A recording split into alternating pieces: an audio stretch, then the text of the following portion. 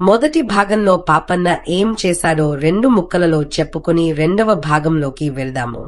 పాపన్నకు గల పరోపకార బుద్ధి గొప్ప అనర్థంగా తయారయ్యే అతని తల్లి పాపన్నను ఒక గురువు దగ్గర చదువు నేర్చుకోవటానికి పంపింది. అక్కడ గురువు గారు 3 ఏళ్లు చాకిరీ చేయించుకుని పరోపకారార్థం మిదం శరీరం అని వాడికి నచ్చే వాక్యాలు చెప్పి నీ చదువు అయిపోయింది వెళ్ళరా అంటూ పంపిస్తాడు. ఆ తరువాత రాజకుమారుడిని రక్షించి 1000 వరహాలు బహుమానంగా పుచ్చుకొని శ్యామన్నను రక్షించి అతనికి 1000 వరహాలు ఇచ్చేసి తన పరోపకార బుద్ధిని చాటుకుంటాడు. ఇక పదండి. పాపన్న పెళ్లి చేసుకుని ఒక ఇంటివాడైతే బాగుండునని అతని తల్లి అనుకున్నది. ఎందుకంటే పాపన్న చదువుకున్నాడు, రాజు బహుమానం కూడా పొందాడు, పెళ్లిడు వాడయాడు. అయినా ఊళ్ళో వారెవరో పాపన్నకు పిల్లనిస్తామని ముందుకు రాలేదు. ఎందుకంటే అతను ప్రయోజకుడన్న నమ్మకం ఎవరికీ కుదరలేదు. ఇప్పటికీ అతను అస్తమానము పరోపకారం చేయటంతోనే మునిగి ఉంటున్నాడు గాని తన సొంత వ్యవహారాలేమీ చూసుకోవటం లేదు. అసలు అతను ఇంట్లో ఒక్క క్షణం ఉండడు. అందుచేత పెళ్లి చేసిన పాపన్న ఇంటి పట్టున పడి ఉండడని పెళ్ళాం కష్టసుఖాలు పట్టించుకోడని ఊళ్ళో వాళ్ళు అనుకున్నారు. పాపన్న కోసం పిల్లలను వెతికించగా 3 కోసుల దూరాన ఒక పిల్ల ఉన్నట్టు తెలిసింది. పాపన్న తల్లి తమ ఊరి నుంచి ఒక శాస్త్రులు గారిని పంపి సంబంధం మాట్లాడించింది. ఆ పిల్ల అందంగానే ఉంటుంది గాని అనాథ, చిన్నతనం నుంచి ఎవరో శ్రీమంతులు చేరదీసి పెంచారు. వారింట ఆ పిల్ల పనులు చేస్తున్నది. ఆమె పేరు లక్ష్మి. పసితనం నుంచి పెంచి పెద్ద చేసిన శ్రీమంతులు ఎవరు తమకు నోరు వరహాలిస్తే వారికి ఆ పిల్ల నిస్తామన్నారు. వారు కోరినట్టు నోరు వరహాలు ఇచ్చి ఆ పిల్లను తెచ్చి తన కొడుక్కు చేసుకోవటానికి పాపన్న తల్లి నిశ్చయించింది. కాని పాపన్న కూడా తనకు పెళ్లి కాబోతుందని సంబరపడ్డాడు. అయితే అతనికి పిల్లను ముందుగా చూడాలనిపించింది. ఈ మాట పైకి అంటే అందరూ నవ్వుతారనుకుని పెళ్లికూతురికి నగలు కొనే నెపం మీద పట్నానికని బయలుదేరాడు పాపన్న. సంబంధం మాట్లాడి వచ్చిన శాస్త్రులు గారు పెళ్లి చేసే పనులను గురించి ఆమె ఉండే శ్రీమంతుల ఇంటి గుర్తులో అవి చాలా చెప్పాడు. లక్ష్మి తెల్లవారుజాము పశువులకు పాలు తీస్తుంది. ఆ సమయంలో ఆ గ్రామం చేరుకునే ఉద్దేశంతో పాపన్న డబ్బు సంచి కొండిన మూట కట్టి 3వ జామునే ఇల్లు కదిలాడు. పాపన్న సగం దూరం వెళ్లాడో లేదో అతనికి ఒక బండి ఎదురయింది. బండి ఒక పక్కగా ఏటవాలుగా నిలబెట్టి ఉన్నది. దానికి ఎద్దు లేదు. బండి పక్కన ఒక యువతి, యువకుడు ఉన్నారు. యువకుడు బాధతో మూలుగుతున్నాడు. వాడికి యువతి ఏవో ఉపచారాలు చేస్తూ కన్నీరు కారుస్తూ అయ్యో ఎంత చిక్కు వచ్చింది, నీవు బండి లాగలేవు, దెబ్బ బలంగానే తగిలింది, ఇప్పుడు మన గతి ఏమిటి అవి వాపోతున్నది. పాపన్న పరుగున వారిద్దరినీ సమీపించి మీకప్పుడు వచ్చిన చిక్కేమిటి, నా వల్ల ఏమైనా సహాయం కావాలంటే చెప్పండి, పరోపకారార్థ మిదం శరీరం అన్నాడు. అయ్యా, నా పేరు రంగడు. మేమిద్దరము తెల్లవారే లోపల చాలా దూరం వెళ్ళాలి. ఎద్దు లేకపోవటం చేత నేనే బండి లాగుతూ చీకట్లో ఎదురు దెబ్బ తగిలి పడ్డాను. గాయమైంది. బాధతోనూ ఈ కాలితోనూ నేనిక బండి లాగలేను. మేము తెల్లవారేలోగా మా ఊరు చేరకపోతే మా ఇద్దరి బతుకు భ్రష్టయిపోతుంది అన్నాడు యువకుడు. అందుకు మీరేమీ విచారించవద్దు, నేను బలశాలిని. నీవు కూడా బండి ఎక్కి నాకు దారి చెప్పు, నేను బండి లాగుతాను అన్నాడు పాపన్న. ఆ పని చేస్తే బతికిపోతాం బాబో అంటూ ఆ యువతి యువకులు బండి ఎక్కారు. పాపన్న బండి లాగుతూ మీరిద్దరూ దంపతులా అని అడిగాడు. మా ఇంకా పెళ్లి కాలేదనుకోండి, ఊరు చేరగానే చేసేసుకుంటాం. ఇది ఒక దిక్కులేని పిల్ల, ఒక ధనికులు ఇంట పనిమనిషిగా ఉంటున్నది. దీన్ని చిన్నతనం నుంచి వాళ్లే పెంచారు. నేను వాళ్ళ పొరిగింట పని చేస్తూ ఉంటాను. చాలా కాలంగా మేమిద్దరము ప్రేమించుకున్నాం. దాన్ని పెళ్లి చేసుకుంటానని యజమానిని అడిగాను కూడా. నోరు వరహాలిస్తే ఒప్పుకుంటానన్నాడు. నా దగ్గర నోరి వరహాలు కాదుగదా, 2 వరహాలు కూడా లేవు. అందుచేత ఏమీ చెయ్యలేకపోయా. ఇంతలో పొరుగురు నుంచి ఎవరో నోరు వరహాలిస్తామని కబురు చేశారు. దీని యజమాని ఒప్పుకున్నాడు. దీన్ని చేసుకోబోయేవాడు మట్టిబుర్ర అని తెలిసింది. ఆ మాట విని అది ఏడిచింది. మేమిద్దరము రహస్యంగా మా తాతగారి ఊరు పారిపోవటానికి నిశ్చయించుకుని అర్ధరాత్రి వేళ బయలుదేరాం. కాని మధ్యదారిలో నాకీ దెబ్బ తగిలింది. ఇంతలో దేవుడల్లే మీరొచ్చి మమ్మల్ని కాపాడారు అన్నాడు రంగడు. ఈ కథ అంతా వినకముందే పాపన్న బండి లాగటం మానేసి నిలబడిపోయాడు. చివరి కథను ఈ పిల్ల పేరేమిటి అని అడిగాడు. లక్ష్మి అని రంగడు చెప్పాడు. అయితే మీరు పారిపోవలసిన అవసరం లేదు, తిరిగిపోదాం అంటూ పాపన్న బండిని తిప్పాడు. ఉండండి ఉందండి, మేం ఆ ఊరులో కనిపిస్తే మమ్మల్నిద్దరినీ చీలుస్తారు అని లింగడు విలవిలలాడాడు. ఆ ధనికుడికి డబ్బివ్వకుండా లక్ష్మణి ఎత్తుకుపోవటమే అసలైన నేరం. హాయిగా డబ్బు పారేసి మహారాజులాగా పెళ్ళాడు అన్నాడు పాపన్న. నా దగ్గర చిల్లి గవ్వ లేదని లోగడే చెప్పగదా అన్నాడు రంగడు. నా దగ్గర డబ్బున్నది, నీకు కావలసిన 100 వరహాలు నేనిస్తాను, సరేనా అన్నాడు పాపన్న. వారు ముగ్గురు లక్ష్మి ఉండే గ్రామం చేరేసరికి తెల్లవారిపోయింది. లక్ష్మి పారిపోయిందని అప్పటికే తెలిసి శ్రీమంతుడు ఉగ్రుడై పులిలాగా అటూ ఇటూ పచారులు చేస్తున్నాడు. పాపన్న ఆయనతో, అయ్యా ఇదిగో 100 వరహాలు, ఈ రంగడిని లక్ష్మిని పెళ్లాడనివ్వండి. 100 వరహాలు ఇచ్చేస్తే వారికి లక్ష్మి నిచ్చేస్తామన్నారుట గదా అన్నాడు. నిజమే, కాని లక్ష్మిని పాపన్న అనే అతనికి ఇచ్చి చేస్తానని మాట ఇచ్చేశాను. రేపో ఎల్లుండో వారు పైకం తీసుకువస్తారు. లక్ష్మిని రంగడికిస్తే నేను మాట తప్పిన వాల్నవుతాను అన్నాడు శ్రీమంతుడు. ఆ భయం మీకేమీ వద్దు, ఆ పాపన్నని నేనే. పాపం వాళ్ళిద్దరూ చాలా కాలంగా ఒకరినొకరు ప్రేమించుకున్నారుట. నేను ఈ పిల్లను కాకపోతే మరొక పిల్లను చేసుకుంటాను అన్నాడు పాపన్న. రంగడు, లక్ష్మి పాపన్న కాళ్లపైన పడి మట్టబుర్ర అన్నందుకు క్షమాపణ చెప్పుకున్నారు. పాపన్న యొక్క శరోపకార బుద్ధి చూసి శ్రీమంతుడికి డబ్బు తీసుకోవడానికి చేతులు రాలేదు.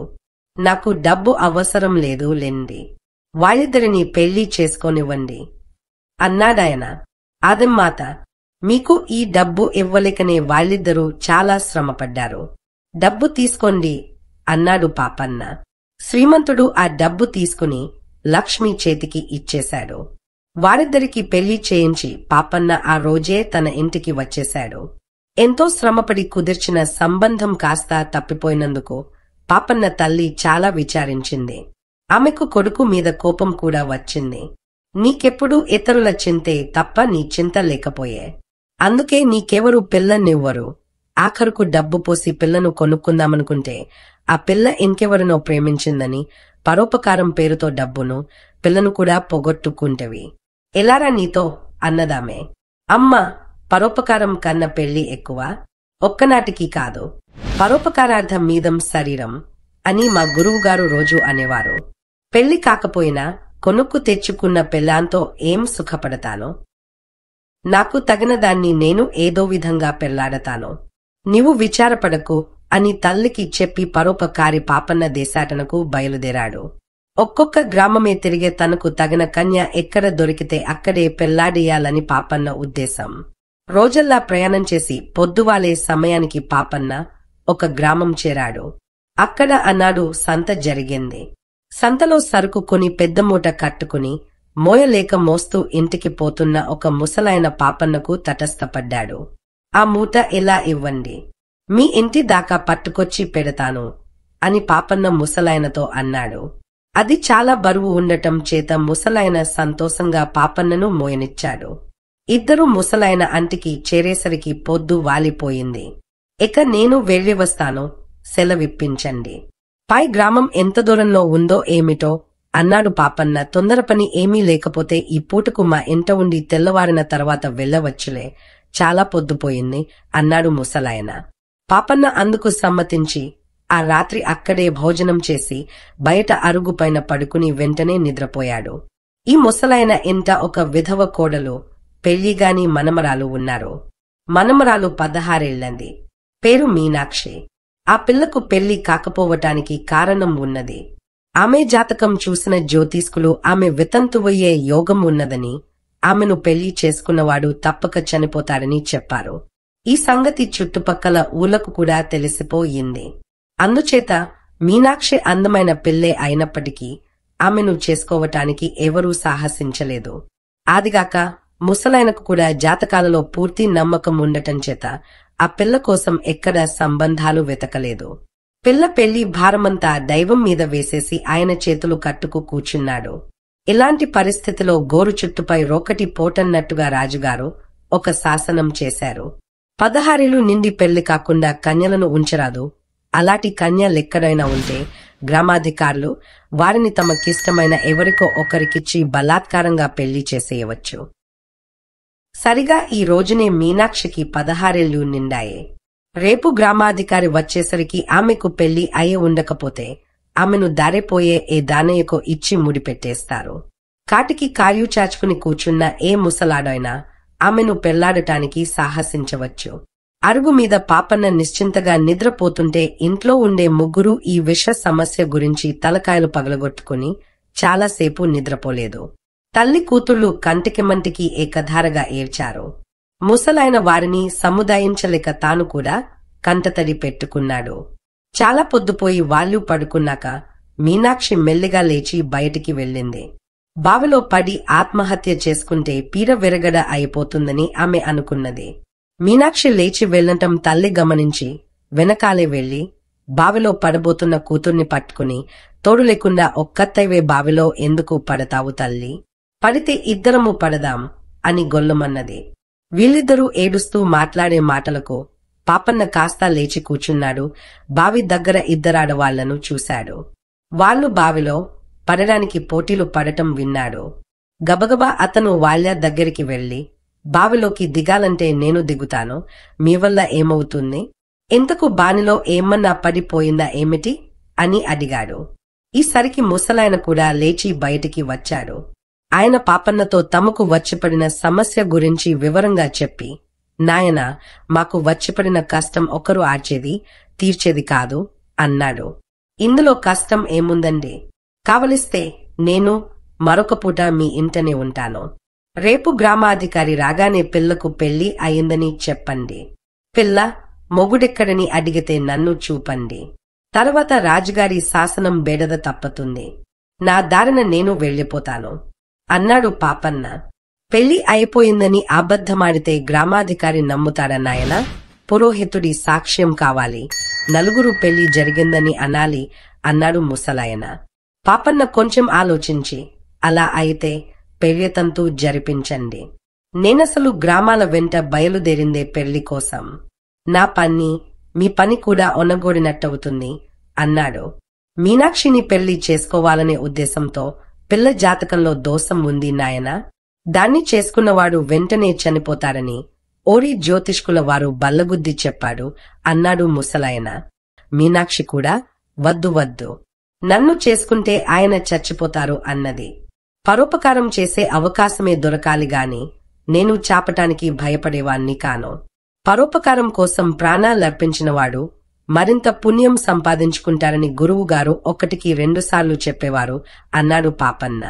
గండం సంగతి తెలిసి కూడా చేసుకుంటానని పాపన్న అంటున్నాడు గనక ముసలాయన క్షణంలో పురోహితుణ్ణి, గ్రామాధికారిని, ఎరుగు పొరుగు వాళ్లను పోగుచేసి పాపన్న చేత మీనాక్షి మెడలో తారె కట్టించాడు. ఈ పురోహితుడే మీనాక్షి జాతకం చూసిన జ్యోతిష్కుడు. పెళ్లైన కొద్దిసేపటిలో పాపన్న చావకపోతే ఊళ్ళో తన మాటకు చెల్లిగవ్వ విలువ ఉండదనుకుని ఆ పురోహితుడు నీళ్లలో ఏదో మందు కలిపి పాపన్న చేత తాగించాడు. అది తాగిన కొద్దిసేపటికే పాపన్న స్పృహ తప్పి పడిపోయాడు. పెళ్లికి వచ్చిన ఆడవాళ్లు గొల్లుమన్నారు. గ్రామాధికారి తక్కిన పెళ్లి పెద్దలు కంగారు పడిపోయారు. మీనాక్షి ఇలా జరిగినందులకు దుఃఖించసాగింది. నాకు మొదటనే తెలుసు, విధిని ఎవరు తప్పించగలరు? నిక్షేపం లాంటి కుర్రవాడు, ఏ ఊరువాడో ఏమో, పాపం నిష్కారణంగా ప్రాణం మీదికి తెచ్చుకున్నాడు అన్నాడు పురోహితుడు. పాపన్న నిజంగా చచ్చాడో లేదో చూడాలని ఎవరూ ప్రయత్నించలేదు. జ్యోతిషంలో వారికి గల నమ్మకం అటువంటిది. మరి పాపన్నను శ్మశానానికి తీసుకుపోవటానికి ఏర్పాట్లన్నీ జరిగాయి. అతనికి స్నానం కూడా చేయించారు. ఆ సమయంలో పాపన్న ఒక్క దగ్గు దగ్గే, వాంతి చేసుకుని కళ్ళు తెరిచి లేచి కూర్చుని, ఏమిటి, ఏం జరిగింది అన్నాడు. అతని శరీరం ద్రోజమైనది. పురోహితుడిచ్చిన మందు అతనిపైన ఎక్కువసేపు పనిచేయలేదు. కాని పురోహితుడు తన పీక మీదికి వచ్చిందని తెలుసుకుని మాట ఫిరాయించేసి అక్కడ ఉన్నవారితో అసలేం జరిగిందో చెబుతాను వినండి. ఈ అబ్బాయి మొహం చూస్తూనే దీర్ఘాయపని పసికట్టేశాను. కాని అమ్మాయి జాతకంలో ఉండే పీడ పోవటానికి గాను అపాయం లేని మందు ఒకటి నీటిలో కలిపి అబ్బాయి చేత తాగించాను. ఈ సంగతి ముందుగా మీకెందుకు చెప్పలేదంటారేమో. అతను నిజంగా చనిపోయినాడనుకుని మీరంతా ఒక శోకం పెడితే తప్ప దుష్టగ్రహ వీక్షణ దోషం సమసిపోదు. అబ్బాయి ఎప్పుడు లేస్తాడా అని ఇందాకటి నుంచి చూస్తూనే ఉన్నాను. లేవనే లేచాడు. ఇక ఇతని ఆయుర్దాయానికి ఎలాంటి ప్రమాదము లేదు అన్నాడు. ఈ మాటలు అందరూ నమ్మారు. పాపన్న తన భార్యతో అత్తవారింట 3 నిద్రలు చేసి ఆమెతో సహా ఇంటికి తిరిగి వచ్చాడు. ఒక్క కాని ఖర్చు లేకుండా పాపన్న చక్కని చుక్కను భార్యగా తెచ్చుకున్నందుకు అతని తల్లి చాలా సంతోషించింది. తనకు ఆపదలో అడ్డుపడటం కోసం తన ప్రాణాన్ని కూడా ఇవ్వటానికి సిద్ధపడ్డారని మీనాక్షి పాపన్నను దేవుడి కంటే ఎక్కువగా చూసుకుంటూ అతనితో సుఖంగా కాపురం చేసింది. ఇంతటితో పరోపకారి పాపన్న 2వ భాగం పూర్తయింది. తరువాత ఏం జరిగిందో వచ్చే ఎపిసోడ్లో తెలుసుకుందాము. చూస్తూనే ఉండండి శ్రీ మైట్స్ ఛానల్.